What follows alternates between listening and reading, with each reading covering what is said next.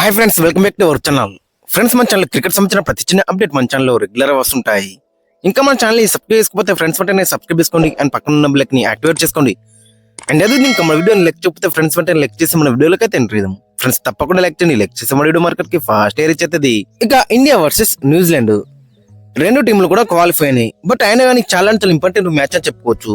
ఎందుకంటే opposite team లో చూసుకుంటే అక్కడ గ్రూప్ బి లో ఒకటి ఆఫ్ఘనిస్తాన్ ఆస్ట్రేలియాని కొట్టి ఆఫ్ఘనిస్తాన్ గ్రూప్ లో సెకండ్ ప్లేస్ లో ఉంటే టేబుల్లో ఈ మ్యాచ్ మాత్రం మనకి చాలా ఇంపార్టెంట్ మ్యాచ్ అని చెప్పుకోవచ్చు. ఎందుకంటే మనం గిట్ట టాప్ లో ఉంటే మాత్రం సెమీస్ లో మనం ఆఫ్ఘనిస్తాన్ తో ఆడే ఛాన్స్ అయితే ఉంటది. ఇక మరోవైపు న్యూజిలాండ్ దగ్గర ఎక్కువ నెట్ రన్ రేట్ ఉంది కాబట్టి ప్రస్తుతానికి వాళ్ళ టేబుల్ లో టాపర్స్ గా ఉన్నారని చెప్పుకోవచ్చు గ్రూప్ ఏ లో. ఇక వాళ్ళు కూడా ఈ మ్యాచ్ గెలిచి టాప్ లో ఉందామని అయితే వాళ్ళు చూస్తారు. సో ఓవరాల్ గా చూసుకుంటే మరి ఈ మ్యాచ్ అనేది చాలా ఇంపార్టెంట్ మ్యాచ్ అని చెప్పుకోవచ్చు బోత్ టీమ్స్ కి. ఇక ఈ మ్యాచ్ కి మన టీమ్ కాంబినేషన్ ఏ విధంగా ఉంటుంది అనేది చూద్దాం ఈ వీడియోలో.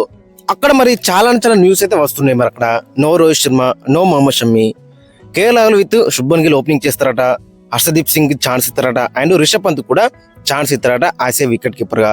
ఇవన్నీ కూడా న్యూస్ అయితే వస్తున్నాయి, మరి రూమర్స్ అయితే వస్తున్నాయి. మరి దీంట్లో ఏది నిజం ఏది అబద్ధమో ఈ వీడియోలో అయితే మనం చూద్దాం. ఇక ఫస్ట్ మనం అక్కడ మెయిన్ గా చూసుకుంటే హర్షదీప్ సింగ్ అయితే ఖచ్చితంగా ఛాన్స్ దొరికే అవకాశం అయితే మనకి ఎక్కువ కనబడుతుంది. ఎవరి ప్లేస్ లో అంటే మొహమ్మద్ షమి ప్లేస్ లో అని చెప్పుకోవచ్చు. ఎందుకంటే మొహమ్మద్ షమి పాకిస్తాన్ తో జరిగిన మ్యాచ్ లో మరి కొంచెం ఇబ్బంది అయితే పడ్డారని చెప్పుకోవచ్చు. మళ్ళీ తన యాంకిల్ అనేది మళ్ళీ తిరగబాటు చేసిందట. సో కాబట్టి మరి సెమీఫైనల్ ఫైనల్ కు ముందు అతన్ని అయితే మళ్ళీ రెస్ట్ అయితే చేయొద్దు. సో కాబట్టి మరి అతని ప్లేస్ లో ఖచ్చితంగా హర్షదీప్ సింగ్ కి ఛాన్స్ ఇచ్చే అవకాశం అయితే మనకు కనబడుతుంది. ఇక మొహమ్మద్ షమి మనకు తెలుసుగా ఎంత ఛాంపియన్ ప్లేయరో, గత ఓడిఐ వరల్డ్ కప్ లో కానీ ఇప్పుడు ప్రస్తుతం జరుగుతున్న ఈ ఛాంపియన్స్ ట్రోఫీ లో కానీ ఏ విధంగా రాణిస్తున్నాడో మన అందరికీ తెలుసు. ఫస్ట్ మ్యాచ్ లో కూడా 5 వికెట్లే తీసుకున్నాడు. దాదాపు 15 months అయితే మరి క్రికెట్ కి అయితే దూరంగా ఉన్నాడు తన యాంకిల్ ఇంజరీ కాబట్టి. మళ్ళీ అదే యాంకిల్ మళ్ళీ అక్కడ తిరుగుబాటు అయితే చేస్తుంది. మరి చూడాలి, హోప్ మరి మొహమ్మద్ షమి ఫుల్ గా ఫిట్ గా ఉండి మరి సెమీఫైనల్ ఫైనల్ మ్యాచ్ ఆడితే మాత్రం చాలా బెటర్ అయితే ఉంటది. ఇక మరోవైపు రోహిత్ శర్మ కూడా పాకిస్తాన్ తో జరిగిన మ్యాచ్ లో మనం చూసినాక మధ్యలో బ్రేక్స్ అయితే తీసుకున్నాడు, ప్రికాషన్స్ అయితే తీసుకొని వచ్చిండు.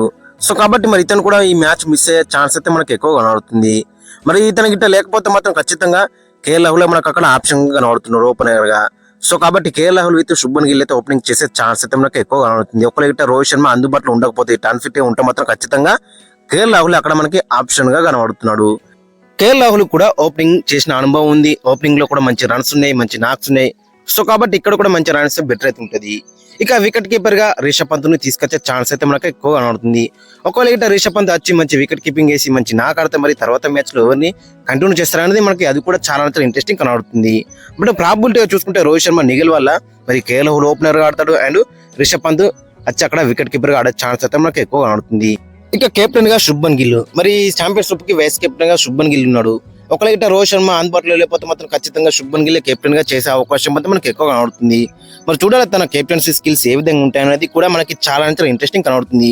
ఒకవేళ ఇక్కడ మంచి రాణించి మ్యాచ్ ని గెలిపించింది అనుకో చాలా బెటర్ అవుతుంటది తన ఫ్యూచర్ కూడా. మరి ఏ విధంగా రాణిస్తాను అనేది మనకి చాలా ఇంట్రెస్టింగ్ కనబడుతుంది. ఇక ఫైనల్ ఒకసారి ప్లేయింగ్ లెవెన్ చూసుకుంటే ఈ మ్యాచ్ కి Shubman Gill captain and KL Rahul opening లో బరిలోకి దిగుతారు. ఇక నెంబర్ 3 అక్కడ మనం చూసుకుంటే విరాట్ కోహ్లీ, నెంబర్ 4 అక్కడ మనం చూసుకుంటే శ్రేయస్ అయ్యర్, నెంబర్ 5 అక్కడ మనం చూసుకుంటే Rishabh Pant as wicket keeper ఆడతాడు. నెంబర్ 6 లో హార్దిక్ పాండ్యా, నెంబర్ 7 లో రవీంద్ర జడేజా, నెంబర్ 8 లో అక్షర్ పటేల్.